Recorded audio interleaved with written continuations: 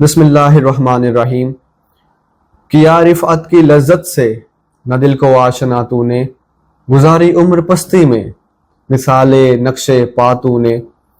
رہا دل بستہ محفل مگر اپنی نگاہوں کو، کیا بیرون محفل سے نہ حیرت آشنا تو نے۔ میرا آج کا یہ پیغام اور یہ ویڈیو ان افراد کے نام کہ جنہوں نے اپنی زندگی میں ابتدا ہی سے مذہب اسلام کو سیکھا نہیں، پڑھا نہیں، سمجھا نہیں۔ انہوں نے اللہ تعالیٰ کی طرف سے اترنے والی وہ آیات کا مطالعہ نہ کیا، نہ کسی سے سنی کہ جس میں رب تعالیٰ نے دین کے آسان ہونے، دین کے مزاج کے آسان ہونے کے بارے میں ارشاد فرمایا۔ انہوں نے نبی پاک علیہ الصلوۃ والسلام کی مبارک سیرت کا اس اینگل سے مطالعہ نہ کیا جس میں حضور علیہ السلام نے جا بجا جگہ جگہ طرح طرح سے مشکل میں پھنسے ہوئے لوگوں کو آسانیاں فراہم کی۔ جب معاملہ ان کے ہاتھ سے نکل گیا، وہ مجبور ہو گئے، معذور ہو گئے، حضور نے آسانیاں فراہم کی، اتنی آسانیاں فراہم کی کہ جس کی کوئی حد نہیں۔ انہوں نے مزاج اسلام نہ سیکھا، انہوں نے شریعت کا وے آف ورکنگ نہ سیکھا، انہوں نے مزاج شریعت نہ سمجھا، اور ان کی اس کم علمی کا شیطان نے بھرپور فائدہ اٹھایا اور اس نے لوگوں پر وساوس کا حملہ کیا، اور وہ بہت بہترین طریقے سے کامیاب ہوا۔ اور آج حالت یہ ہے کہ لوگ ان وساوس کی وجہ سے اپنی زندگی برباد کر رہے ہیں، اپنی صحت کھو چکے، خود کو بیماریوں کے قریب کر چکے، اپنی ذہنی صحت کھو چکے، خود کو سکون سے، خوشی سے، ایکسائٹمنٹ سے اور انجوائمنٹ سے اور صحت مندی سے بہت دور خود کو وہ لے گئے، اور وہ اب اپنی زندگی سے مایوس ہیں۔ ان کو زندگی میں کوئی چیز نہ بہتر لگتی ہے، نہ مناسب لگتی ہے، نہ اچھی لگتی ہے، نہ مزہ دیتی ہے، نہ سکون ہے، نہ دن میں، نہ رات میں، صرف ہر وقت ہے تو ذہن میں وساوس کا ایک طوفان مچا ہوا ہے، طوفان برپا ہے، طوفان ان کے اندرونی دنیا میں تباہی مچا چکا ہے۔ اس لیے اقبال نے کہا کہ یا رفعت کی لذت سے نہ دل کو آشنا تو نے، گزاری عمر پستی میں مثال نقش پا تو نے۔ کہ اقبال کہتے ہیں کہ ہم نے مزاج شریعت نہ سمجھا، ہم نے مذہب اسلام نہ سمجھا، ہم نے اسلام کو اتنی گہرائی میں نہ پڑھا، نہ ہمیں شاید کو ملا، یا شاید ہم نے انٹرسٹ نہ لیا، اور آج ہماری یہ حالت ہو گئی کہ ہم نے صرف اور صرف دنیاوی سٹڈیز کی طرف مکمل فوکس کیا، انگریزوں کی تعلیم پڑھتے رہے، ان کی طرف مائل رہے، انہی کی باتیں کرتے رہے، انہی کی یادوں میں مگن رہے، اور اسلام، قرآن، حدیث، ان چیزوں سے ہم بہت اجنبی رہے، اور اس کا نتیجہ یہ ہوا کہ آج ہمارا یہ حال ہو چکا ہے۔ اگر ہم قرآن و حدیث شروع ہی سے اپنے گھروں میں داخل کرتے، اپنے بچوں کو پڑھاتے، پھر خود پڑھتے، آج ہماری یہ حالت کبھی نہ ہوتی۔ اگر ہمیں اسلام کا مزاج پتہ چل جاتا، اسلام پڑھتے، قرآن سمجھتے، حدیث پڑھتے، حدیث سمجھتے، تو ہم بلندیوں پہ چلے جاتے۔ اسی بلندیوں کی طرف اقبال نے اشارہ کیا کہ یا رفعت کی لذت سے نہ دل کو آشنا تو نے۔ تمہیں کیا پتا کہ رفعت کی لذت کیا ہوتی ہے؟ قرآن و حدیث اگر ہم صحیح طریقے سے سمجھ لیتے یا پڑھ لیتے تو ہم بلندیوں پہ چلے جاتے، اور شیطان کی مجال کہ وہ ہمیں گمراہ کر سکے ہو ہی نہیں سکتا تھا۔ لیکن ہم نے تو گزاری عمر پستی میں مثال نقش پا تو نے۔ تو جیسے جوتے کا نشان ہوتا ہے وہ زمین کی پستیوں میں لگا ہوتا ہے، ہم نے اس کی مثل اپنی سابقہ زندگی گزاری، جس کا نتیجہ آج ہم دیکھ رہے ہیں۔ لہذا اقبال کہتے ہیں رہا دل بستہ محفل مگر اپنی نگاہوں کو، کیا بیرون محفل سے نہ حیرت آشنا تو نے۔ تم صرف دنیاوی تعلیم اور دنیاوی رسموں میں الجھے رہے اور اسی کنویں کے مینڈک رہے، تم نے بیرون محفل سے اپنی نگاہوں کو حیرت آشنا نہیں کیا۔ اگر تم اسلام میں کھپ جاتے، قرآن میں کھپ جاتے، حدیث میں مگن ہو جاتے، تمہاری حیرت کی انتہا نہ رہتی کہ اسلام اتنا آسان ہے، اسلام میں اتنی نرمیاں ہیں، اسلام میں اتنی آسانیاں ہیں۔ حضور علیہ السلام کو اللہ نے رحمت للعالمین بنایا، حضور قیامت تک کے مومنین کے لیے رحمت بن کر آئے، آسانیاں لے کر آئے، اور حضور تشریف لائے تو دنیا سے اندھیرے چلے گئے، حضور تشریف لائے دنیا سے ہر غم دور ہو گیا۔ آج ہم کیوں غم میں مبتلا ہیں؟ آج ہمارے لیل و نہار کیوں سیاہ ہیں؟ آج ہمارا دل کیوں بے چین ہے؟ آج ہم کیوں اندر سے ٹوٹ پھوٹ کا شکار ہیں؟ آج ہم خود کو بھی بھول چکے ہیں، خدا کو بھی بھول چکے ہیں، خدا کے رسول کو بھول چکے ہیں۔ آج ہم صرف اندر سے ٹوٹ پھوٹ کا اور شکار ہیں، ڈرے ہیں، سہمے ہیں، اور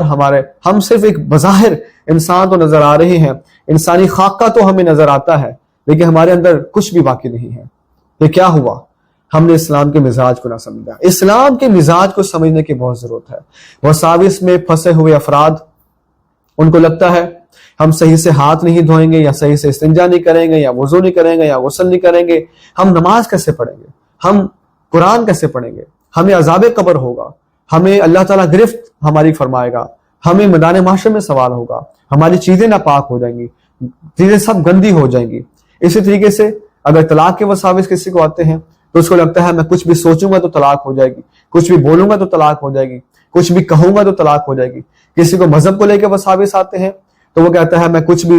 بولوں گا تو شاید میں کافر ہو جاؤں، میں کچھ ایسا کروں گا تو بے ادبی نہ ہو جائے، کچھ ویسا سوچ لوں تو کہیں میں دائرہ اسلام سے نہ نکل جاؤں، کہیں ایسا نہ ہو جائے، ویسا نہ ہو جائے۔ کسی کو زندگی کو لے کے وساوس آتے ہیں، اس کو بار بار چیزوں کو دیکھنا پڑتا ہے، چیک کرنا پڑتا ہے، کسی کو بار بار چیزیں ریپیٹ کرنی پڑتی ہیں، کسی کو باتیں ریپیٹ کرنی پڑتی ہیں، کسی کو اللہ سے گلے ہیں، کسی کو زندگی سے گلے ہیں، کسی کو اہل خانہ سے گلے ہیں۔ بے شمار موضوعات ہیں۔ OCD obsessive compulsive disorder،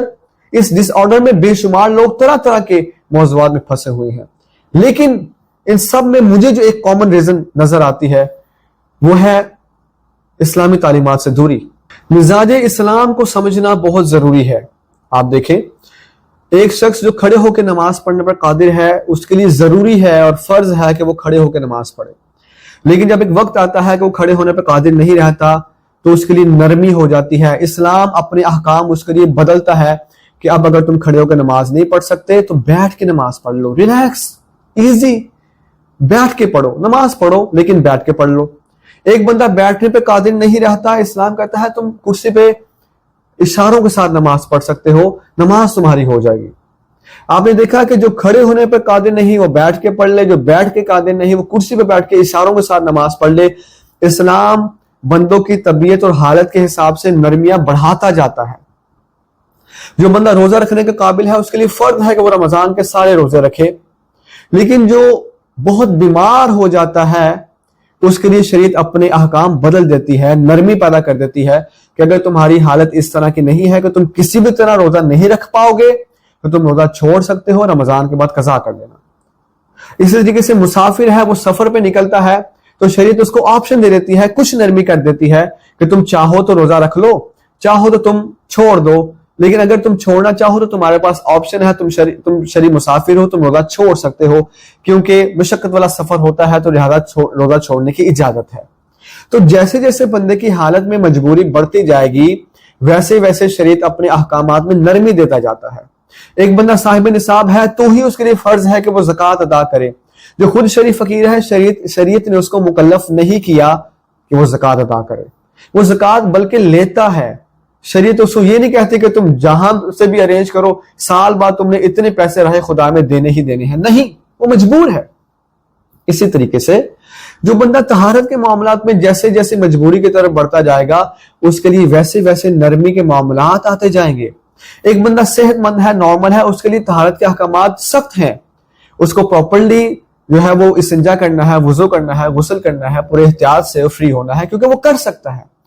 ایک بندہ جو وساوس میں پھنسا ہوا ہے وہ آلریڈی حد سے زیادہ احتیاط کرتا ہے، پھر بھی اس کو لگتا ہے کہ مجھ سے غلط ہو رہا ہے، اس کے لیے وہ حکم نہیں ہے جو ایک عام بندے کے لیے ہے۔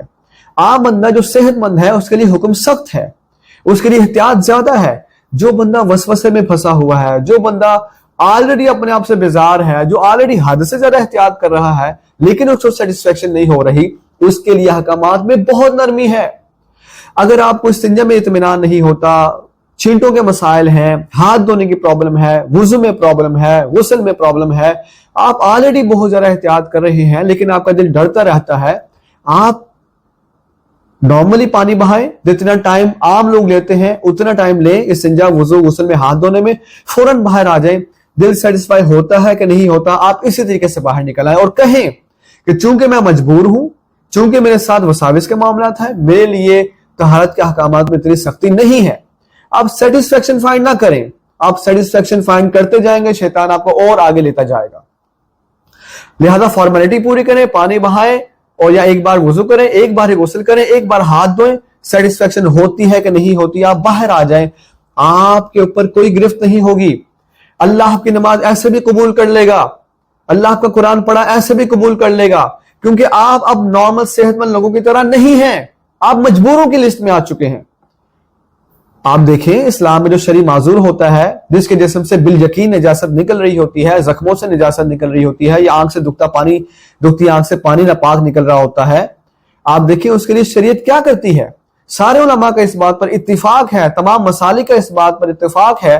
کہ جو شرعی معذور ہے, اگر اس کو اتنا بھی ٹائم نہیں ملتا کہ وہ بغیر اپنے عذر کے, بغیر نجاست کے وضو کر کے کم از کم فرائض ہی پڑھ لے, یعنی اتنا فریکینٹ اس کے جسم سے نجاست نکل رہی ہے, شریعت کہتی ہے تم مجبور ہو, تم عام لوگوں کی لسٹ میں اب نہیں رہے, لہذا تم ہر نماز کے شروع میں ایک بار وضو کرو اور اس ایک وضو سے پوری نماز میں ساری عبادت کرو, تمہاری قبول ہوگی. جس بندے کے جسم سے بالیقین نجاست نکل رہی ہے اور شریعت اس کی نماز روزہ قبول کر رہی ہے, قرآن تلاوت قبول کر رہی ہے, اگرچہ اس کے بدن پہ نجاست ہے, گندگی ہے, نظر آ رہی ہے, جب رب ان کی نماز قبول کر رہا ہے تو آپ کی تو جسم پہ نجاست بھی نہیں ہوتی, آپ کو تو نظر بھی نہیں آتی. جو وساوس میں پھنسے ہوئے لوگ ہیں, تو جس کی بالیقین نجاست نظر آتی ہے, رب اس کی نماز قبول کر رہا ہے, تو آپ کے بدن پہ تو نجاست بھی نہیں. بڑے مجرم کی نماز قبول ہو رہی ہے تو آپ کا تو جرم اس سے کم ہے, آپ کو صرف وسوسہ ہے, آپ کو یقین نہیں, آپ صرف شک اور شبہات کا شکار ہیں. تو جب رب تعالیٰ نجس کپڑے پہن کر اور نجاست نکلنے والے بندے کی نماز قبول کر سکتا ہے, آپ کی بدرجہ اولا قبول کر سکتا ہے, وہ آپ کی گرفت نہیں فرمائے گا. شیطان کا بس آپ پر وار ہی اتنا ہے کہ وہ آپ کو یہ احساس کرواتا ہے کہ آپ کی گرفت ہوگی, آپ کو عذاب ہوگا, اللہ ناراض ہوگا, چیزیں ناپاک ہو جائیں گی, کیا کریں گے. وہ اس آپ کو کنفیوژن کے اندر رکھتا ہے اور آپ کو یہ سوچنے کا موقع ہی نہیں دیتا ہے کہ آپ کے لیے آسانی اور نرمی ہے. لہذا میں نے مختصر سا اسلام کا پیٹرن, اس کا کام کرنے کا طریقہ کار, مزاج اسلام کچھ مثالوں کے ساتھ آپ کے سامنے رکھا ہے. بس میں بار بار آپ کو یہ بتانے کی کوشش کرتا ہوں, آپ کسی بھی قسم کے وسوسے کا شکار ہیں, جب آپ وساوس میں پھنس جاتے ہیں, جب آپ کی زندگی بیزار ہونا شروع ہو جاتی ہے, جب آپ چیزوں کو بار بار ریپیٹ کرنا شروع کر دیتے ہیں, جب آپ مینٹل ڈس آرڈر کا شکار ہوتے ہیں, جب آپ معذور ہو جاتے ہیں, جب آپ لاچار ہو جاتے ہیں, جب معاملہ آپ کے ہاتھوں سے نکل رہا ہوتا ہے, اسلام کی رسیاں آپ کے لیے بہت نرم ہو جاتی ہیں, اسلام کی حدود آپ کے لیے بہت ایکسپینڈ ہو جاتی ہیں, اسلام کے احکامات آپ کے لیے بہت وسیع ہو جاتے ہیں, اسلام کی طرف سے آپ کے اوپر نرمیاں بہت کثرت سے آنا شروع ہو جاتی ہیں. کیونکہ مسلمان جو اسلام کو فالو کرنے والا ہے, اسلام فالو کر کے کبھی بندہ بیزار نہیں ہو سکتا. جو اسلام کی بات مانے گا وہ کبھی بھی پریشان نہیں ہوگا. جو اللہ کے رسول کی بات مانے گا, کیسے ممکن ہے کہ اس کے لیل و نہار بے چین ہو, برباد ہو. اس لیے سمجھیں, اس بات کو اپنے سینے میں بٹھائیں, اپنے ذہن میں بٹھائیں, بار بار اپنے آپ کو کہیں کہ میرے لیے وہ سخت احکام نہیں ہے جو ایک عام بندے کے لیے ہوتے ہیں, میرے لیے نرمی ہے.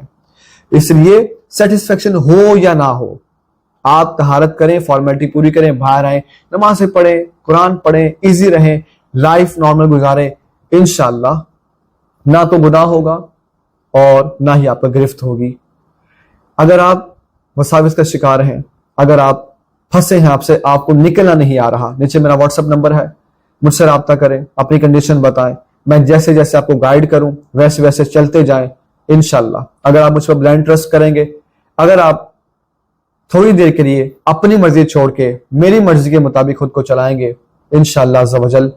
اللہ تعالیٰ آپ کو شفا سے ہمکنار کرے گا. ہمارے ساتھ بے شمار لوگ دنیا بھر سے جڑے ہیں, الحمدللہ کثرت سے لوگ شفا پا رہے ہیں. اگر ابھی تک بھی آپ نے مجھ سے رابطہ نہیں کیا ہے, آپ ابھی تک کچھ سوچ رہے ہیں, سوچنا چھوڑیں, اپنی کنڈیشن بتائیں, میرے ساتھ جڑ جائیں, اس لسٹ میں شامل ہو جائیں جو ہمارے ساتھ ایک لمبی قطار ہے. الحمدللہ لوگ شفا پا رہے ہیں انشاءاللہ. اللہ کے فضل و کرم سے میں نے یہ ارادہ کیا ہے اور اللہ سے دعا مانگی ہے کہ یا اللہ میری زبان میں تاثیر عطا فرما, تاکہ یہ زبان ان لوگوں پر اثر انداز ہو سکے, ان کے سینوں پہ یہ میری باتیں اثر انداز ہو سکیں, وہ اپنے آپ کو بدل سکیں, لوگ پریشانی سے نکل سکیں, لوگ اس کشمکش سے باہر آ سکیں.